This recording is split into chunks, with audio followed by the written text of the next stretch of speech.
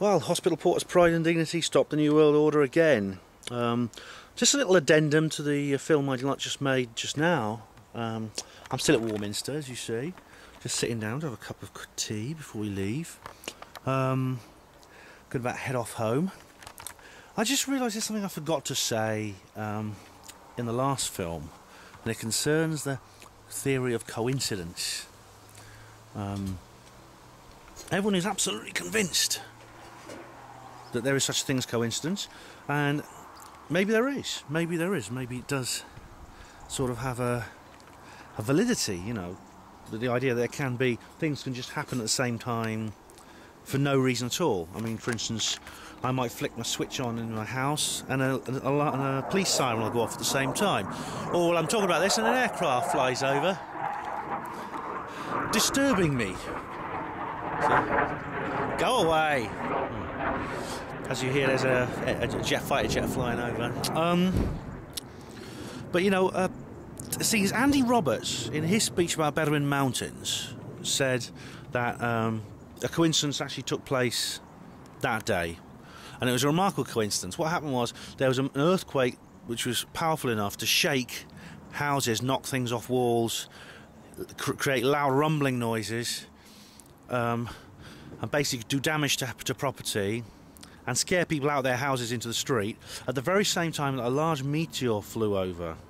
A meteor large enough to make people, you know, just not just a little shooting star, a big meteor flew over, you know, as they do sometimes. The thing is, both these events can happen. Earthquakes can happen in the British Isles, although strong earthquakes that hit the Bedouin Mountains area in 1974 were and are extremely rare in this country. We're lucky, actually, not to live in places like California or Turkey or Armenia or other places where they have these horrible earthquakes that kill millions. Oh, the sun's come out, lovely. Well, what I was saying is that meteors, large meteors of that type, are also extremely rare. We're kind of talking about two events that may happen once or twice in a century, occurring at the exact same moment. Now, that is a remarkable coincidence, isn't it? And the people for ASAP, the Association for the Scientific Study of Anomalous Phenomena, also has talked about coincidence. You know, the problem I have with that is, coincidence is essentially unfalsifiable. If I say something is a coincidence, then you can't ever prove to me that it's not. You know, no matter what it is, nothing is so unlikely, so beyond reasonable chance of happening, that it can never ever happen. You can say this is so unlikely that it can never happen, even if it's a billion trillion to one. It can, you know, if it happens, you can never say, well, that's just you can never say, well, that can't be coincidence, because it could be. For instance, I mean, the meteor and the earthquake hit in North Wales at the same time. That could be coincidence.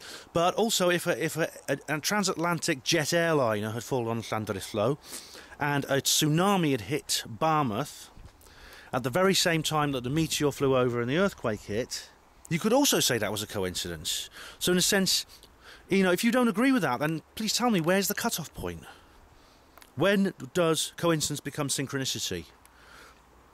You know, if I win the lottery next week, then that's obviously is a coincidence, because someone has to win it. The chances of anyone winning it is 14 million to 1, but the chances of someone winning it is 1 to 1. Someone has to win it. It's certain. It could be. And if it's me, well, you could say, well, I'm just very, very lucky. But what if I win it the following week again, and the following week again? Wouldn't that make you wonder if something was going on? Maybe I was psychic, or maybe I was rigging the balls to fall. Now, I'm sure any reasonable person would do, especially if I went on to win the 4th week, and the 3rd week, and the 5th week, and suppose I won every week for a whole entire year.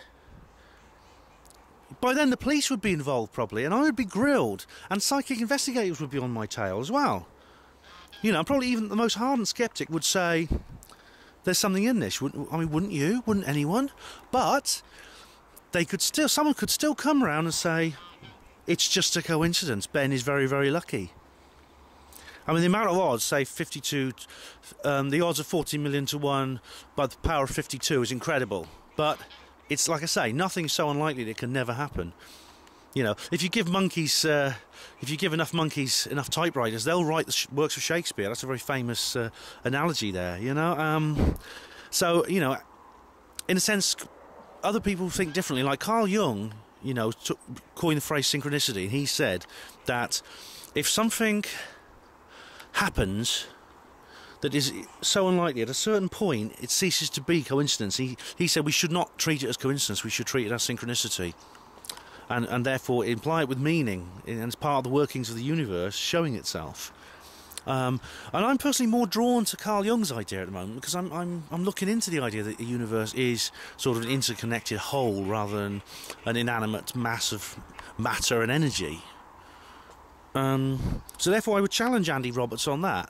But of course, being a skeppy, you know, I can't really talk his language in in this subject. But nevertheless, I shall continue my investigations. That's all I wanted to add, really. See you at the Art Convention.